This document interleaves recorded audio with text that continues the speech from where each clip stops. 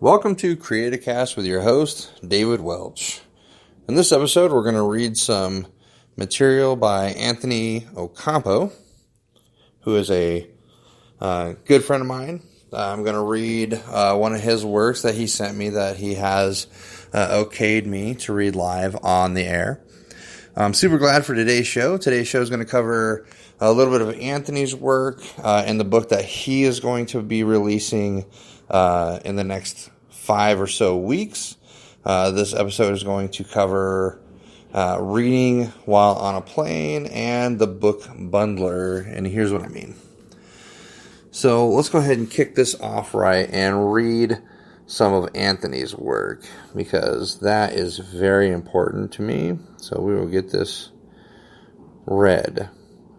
And this is titled Meant to Be. Okay.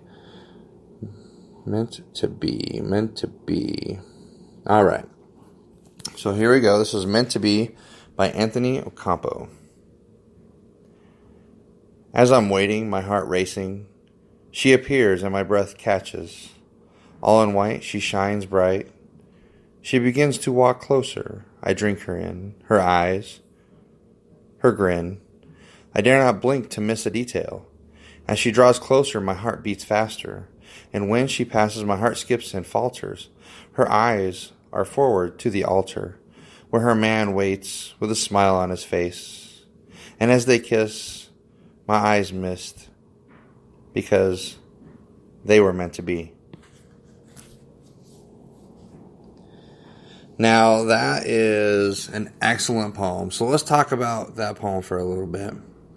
Now, what's going on in the poem? Let's go ahead and break this down. Let's analyze it a little bit. We have someone who has obviously had feelings for someone else who's walking down the aisle. And then she is marrying somebody, and he has acknowledged that they are meant to be, even though his heart is for her. This is an excellent poem. He has much longer works, and I would say his brand of poetry is very, I would say, love or emotion oriented, which I think is going to be great when he has his book out and it's out there for public consumption. It's going to be amazing. I think he writes with his heart in his hand, literally. And you are going to love his book. Once I get the title, once I get everything sorted out, and we get a chance to go over the possibilities for his book, I think you guys are really going to enjoy the format that it's in. It's easy to read. Mechanically, looking at it from the professor's eye, which I have, I mean, there are a few line breaks and a few kind of stylistic things that I can see with his work, but you guys not seeing it aren't going to understand what I'm saying, or may not. Well, you're definitely going to understand what I'm saying, but you're not going to appreciate it as if you were looking at it yourself. So I'm going to let it stand with how I've read it. And next time, hopefully I get a chance to interview Anthony later today and give a little bit more insight on how he or what was on his mind while he wrote that poem, and what led to the genesis of the poem.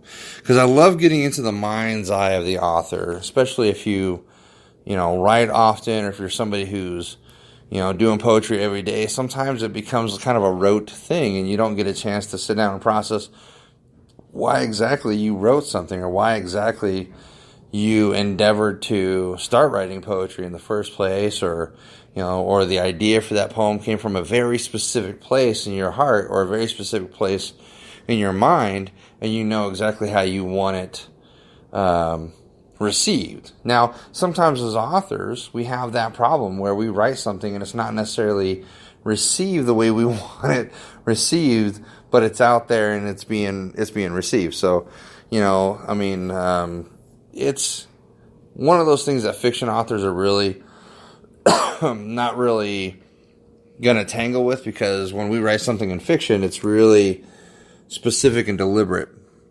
Now, I'm not saying poets are not deliberate in what they're doing, but sometimes the format of the poem and the way it's read and the way it's received may not be what is intended by the author at that specific time. So, I definitely get the genesis or the premises of this poem. I like the integration of actual rhyme and slight rhyme. That was really done well.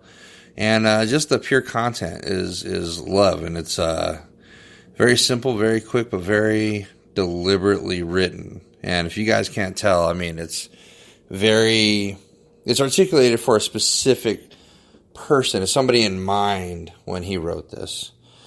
It's not necessarily a general thing. And I believe he had somebody very specific in mind when he wrote this, because it just smacks of something that he'd experienced and something that it was, he was drawn to and very compelled to write. Now, the other topic I want to get into today, and I'll definitely get more into Anthony and his achievements with poetry, because we're going to get into that.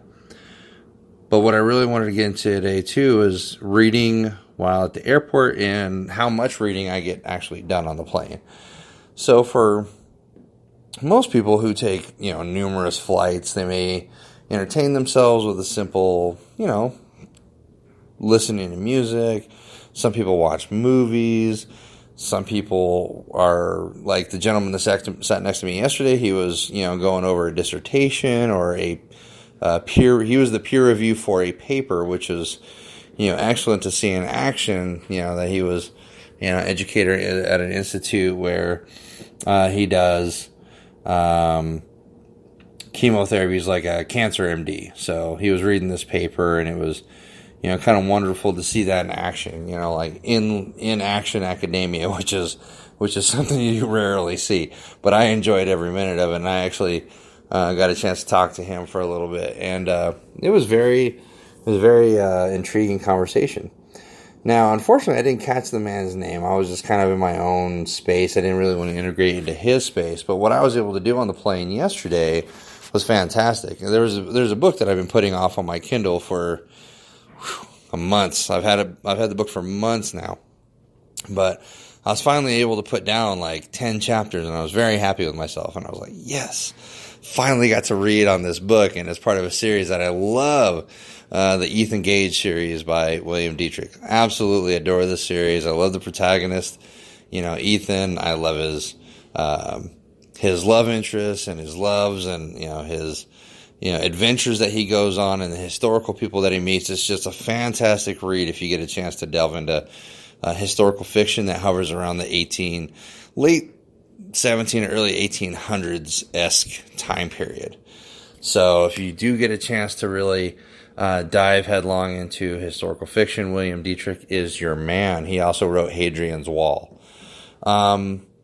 So reading on the plane, and that was just something that was satisfactory to me. Despite what was going on, it was like a 4 or 5 hour flight from Austin to Las Vegas, and it was rewarding. I was able to sleep a little bit, eat a little bit, read quite a bit, which is nice, catch up, have some decent conversation.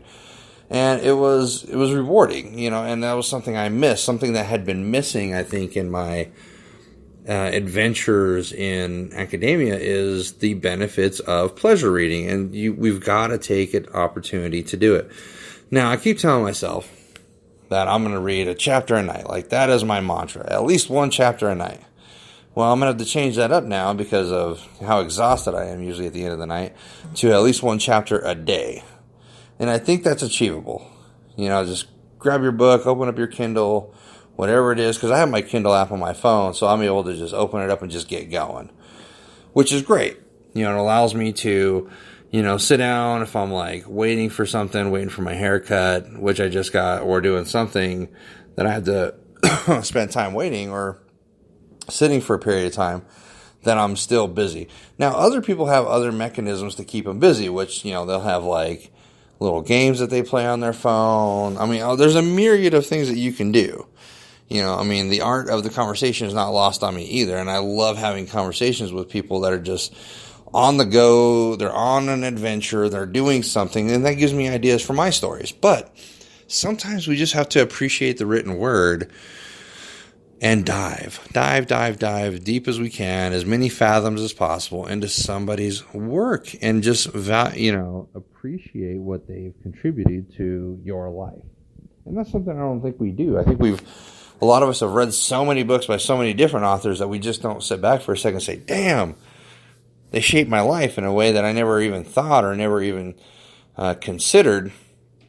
And we've seen evidence of this everywhere. I mean, you've seen the Harry Potter heads, you've seen, so many people who are, integrated with certain authors and series and stuff, that they're so in tune with that they can speak on it at length as if they had a PhD in whatever it is that they were reading. So that's how integrated and informed they can become about an author's story, about a storyline, about something that they're passionate about, which is that book. And that gift from authors is what we need to remind ourselves of, even if we're not like banking in the sales, if we're not rolling in money from what we do. That's not the whole purpose. We write so readers can read, right? So we need to keep that pace going, that mentality of, hey, we're doing this because, like Poe, I mean, he died a pauper, he died poor, but his work has now been spread to all over the planet, and it's amazing what people can do with simple stories and, horror fiction. I mean, people can build kingdoms. Obviously, Stephen King has, Anne Rice, they have built little kingdoms underneath their books, which is great, J.K. Rowling. And you create a book fervor, you create a passion in the literary community, which is what we need. We're past Maze Runner, we're past, we're past Harry Potter, we're past the series. So, readers need something to really latch onto. We have good one-offs, like Ready Player One was amazing. It was a good book, translated very well into film. And we're looking as writers, as readers, for the next big thing. Now, that may inhibit somebody to give a go with their certain genre because it may be so nuanced that they feel like they don't have a chance when it comes to what people are looking for. But you don't know. Nobody knows. You don't know if your book is going to be the next big thing, or if your book takes off and, gets a lot of readers. There's a lot of people who are just dedicated to their craft and complete the work and get it out there. I mean, you don't know. You could very well be, the next hit man, the very hit woman, whatever it is, the hit person, whoever you are out there creating your work. And it does provide you opportunities. I mean, as a writer, as an author, if you write something or a particular style, or you have a specific way you look at things, you may get picked up to do something you may never have dreamed you'd do, which is great. So keep pushing that envelope, writers. Keep pushing the envelope in your reading ability too. Try and read as much as possible.